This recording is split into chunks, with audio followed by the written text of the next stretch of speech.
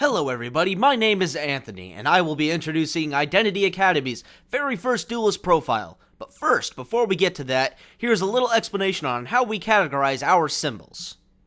First off, we have the heart symbol. This represents just how much time and effort the duelist in question puts into making their decks. Next, we have the sword. This symbolizes just how aggressive the duelist likes to play. This can include burn, attacking, and even spamming the field. Following up the sword is, of course, the shield. This symbolizes how often the duelist takes the defensive. This can include instant win cards, such as Final Countdown, Exodia, and Death. Keep in mind, there is a difference between being passive and defensive.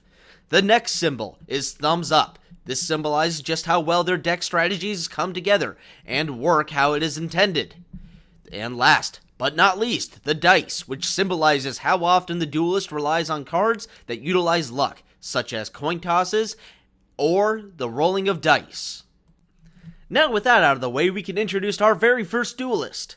Today we are featuring Jake, aka I Bahamut, the King of Dead Draw.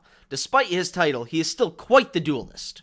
The best way to describe Jake as a duelist is calm, cool, and calculating. You won't catch this guy losing his temper, and that's what makes him such an unnerving duelist. You can trash talk this guy, you can even duel him with an RFP deck, and he will still devise a cunning strategy to take you down. But what really makes this guy stand out from the crowd is how ruthless he is in the heat of a good duel. That combined with his lovable chain, a card you won't see him without, this guy always has a card up his sleeve. As you can see, Jake is a very balanced duelist in regards to both his offense and defense, both being at a solid 4 out of 6. His offense being particularly devastating with combining zombies and Beast King Barbaros. With zombies' constant field and graveyard presence, he is rarely ever out of the fight. And on those duels where the odds aren't in his favor, Jake is always able to keep up a solid defense, utilizing dangerous spells and traps, and stall cards such as Xenamanes, until he's able to tip the duel in his favor.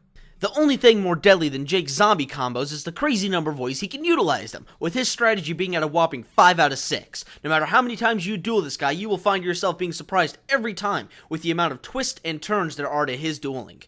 And last, but certainly not least, we have the luck element, which applies to all dueling, and aside from the luck of the draw, which Jake has none of, he relies on nothing but his own ingenuity and cunning to dominate his opponent. I'm Anthony, and that was IDA's very first duelist profile. Join us next time for more.